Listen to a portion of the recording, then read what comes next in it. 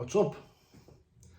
So welcome to another video, the match review from last night, where it finished Middlesbrough 1, Sunderland 0. So disappointing night last night to say the least. Sunderland did the most typical Sunderland thing ever. After weeks and months of debate during the transfer window about do we need another striker, can we cope, etc, etc, then you could have guaranteed, you could have put money on what would happen. The first game after the transfer window closes, we'll lose Ross Stewart.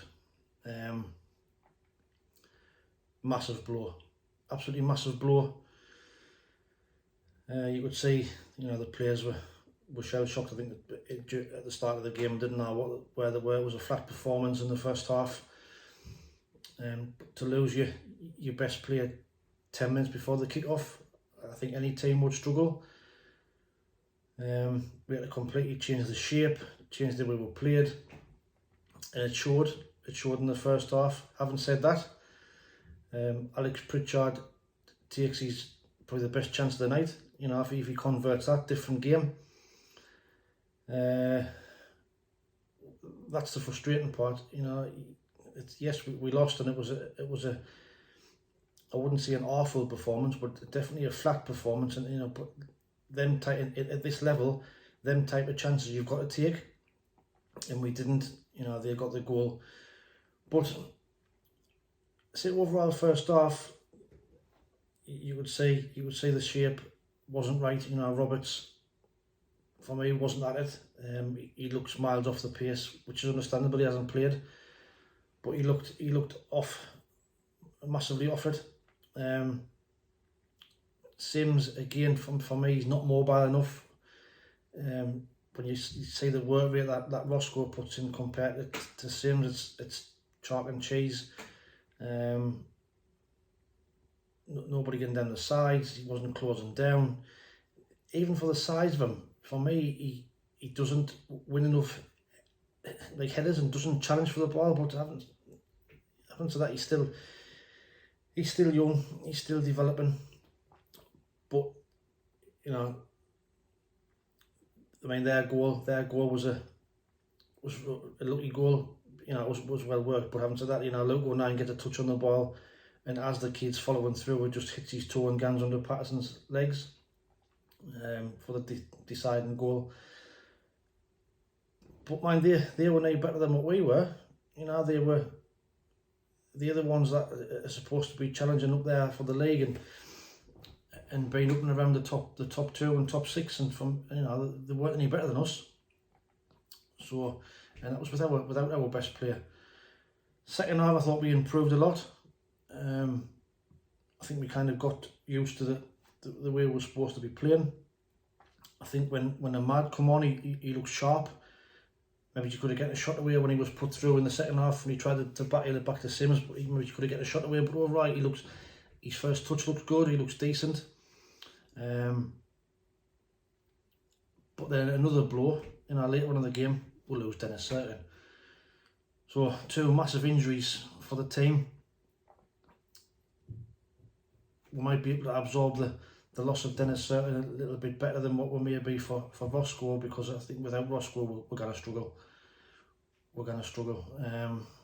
It just shows you how much of a focal point he is in the team. Should we have signed him as a centre forward? Do we go in the free transfer market? Do we have a look and see what's in and around there? I suppose it depends on how he's going to be out for. From what Tony Mowbray was saying last night, it could be without him for a while. What's a while? If it's a small tear, is it 2 to 3 weeks? If it's a big tear, is it more like 2 months? Certainly again with his hamstring, again it'll depend on the severity of it. But a disappointing night overall. But like I say, it's typical Sunderland. Week after the first match after the transfer deadline closes, you lose possibly our 2 best performers this season. I thought the rest of the team, Jack Clarke didn't hide, but time and time again he got into good positions, and his crossing was absolutely woeful last night. over-hitting crosses time after time, but he, like you see, he didn't hide, he kept on going, he kept on trying to make something happen. In the midfield, Dan Neil, I don't know what's the matter with Dan Neil, so if it's confidence, but he just doesn't seem to want to carry the ball forward as much as he did last year. Whether that's just because of the step up with levels and he's still adjusting to the Championship, I don't know. Danny Batth, I thought, was solid again last night. You know, he's that strong in the air, he's really commanding. Patterson made some good saves as well, probably kept us in the game at times. But overall, it was it's a disappointing result. But like I say, they were no worse. They were no better than what we were. So you know, for a team that's meant to be challenging top 6, I thought we more than matched them, and that was one of probably our worst performances of the season. So that just says all of where we are and how we've been playing. But let's hope that Roscoe's injury isn't too bad, and Dennis Cirkin's as well. But it looks like, you know, what team does he play at the weekend? Probably Bailey Wright will probably come in for Dennis Cirkin, but again, that's going to disrupt the back three again, because, you know, Cirkin's left-footed. How will that? I mean, will he be tempted to play Elise here? I don't think so. I don't think Elise is ready for the first team yet. So I think it'll be Bailey Wright. Up front, I'm guessing it'll be Ahmad. I'm guessing. I can't see him playing that same shape last night. Yes, he might have a bit longer to work on the shape before Saturday's game. And, you know, we didn't have any time to adjust last night. But I think it'll be Ahmad. I think Ahmad will probably come in and against a decent Millwall team have started well. So it's going to be tough times ahead, you know, over the coming weeks. Like I say, unless we can look in the transfer window, in the free transfer market, and see if there's anybody available who could possibly step in. But then again, if somebody comes in, are they going to be match fit? So by the time they're fit, Roscoe's probably going to be back. So we might just have to struggle through. Hopefully we can still pick up some points while he's out. But you can see how much of a miss he's going to be. But overall, disappointing result. Put it to bed, we'll move on to Saturday. You know, I wouldn't say it was an awful performance, it was just a bit flat. And I think any team would be the same, losing the best player 10 minutes before the kick-off. We didn't adjust very well. See, that Roberts came in, he was off the pace. Not his type of game. Having said that, like I say, he did play a part in the chance that Pritchard had, and there was also the debate, was it a penalty, was it not?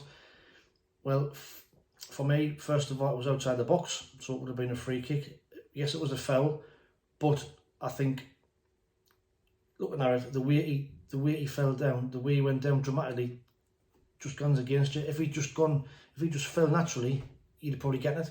But the dramatic fall and then chuck yourself in the box, not for me. You know, there's just no need for it.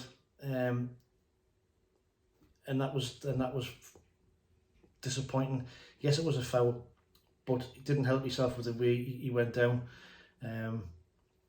But never mind, you know, these things. We know that referee, we had him before this season, Darren Bond, the man with the hairband. But we'll move on to Saturday. So there'll be a match with preview for the Millwall game in the next couple of days. But overall, flat performance, disappointing result, not an awful performance. But again, we'll move on, see what happens in the coming days when we get the scam results back from Stewart and Cirkin. But until then, take it easy, stay safe, and speak soon. Ta-ra.